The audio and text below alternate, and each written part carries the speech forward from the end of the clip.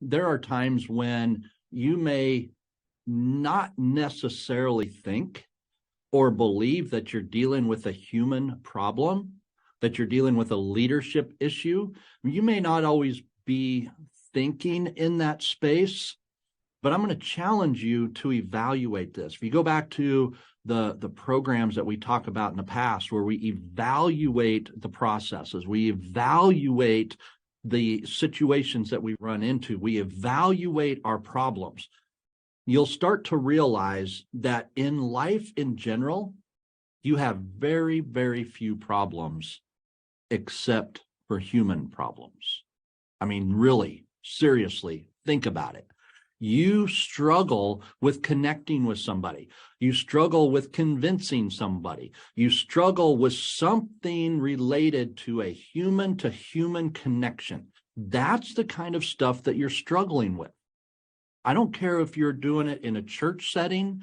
I don't care if you're doing it in a school setting, whether it's at work, with your colleagues, with your, dealing with customers on a support system. It doesn't really matter. Your problems are typically human related. And let me give you an example. Even in the technology world, one of the things that I've noticed is what we call human error.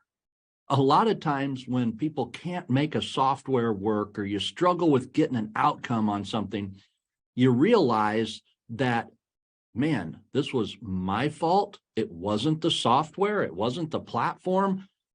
I was really, really hoping that stupid thing was broke. Well, no, I just didn't know how to properly operate it. And that maybe that happens to me more often than it does to you. But the reality is, we have to understand that when there are struggles and there are challenges in front of us, 90+% of your problems are going to be in some way or another related to another human being, another person of flesh and blood, just like you. And when we think about that, what should we invest time in learning? Should we invest time in learning software? Should we invest time in learning sales, like the sales process? Or should we invest time in learning leadership? Should we invest time in learning communication?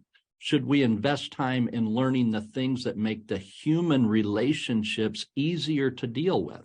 Negotiation. It's interesting when you talk to businesses today and you ask them, what are some of the most important elements that are required when you hire someone new today?